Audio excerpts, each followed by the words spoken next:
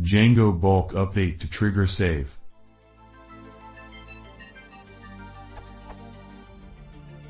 I need to resave all my models. Users.objects.all. Update active equals true. In the model.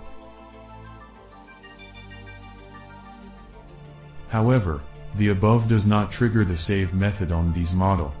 So no URL equals XYZ is set. Is this possible?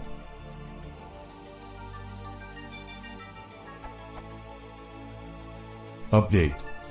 Looks like I cannot do this using update. I have tried this.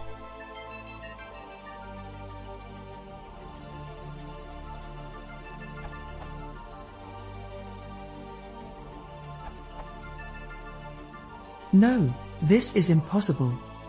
Realize that update doesn't update at the SQL level and, thus, does not call any save methods on your models, nor does it emit the pre_save or post_save signals, which are a consequence of calling model.save. If you want to update a bunch of records for a model that has a custom save method, loop over them and call save.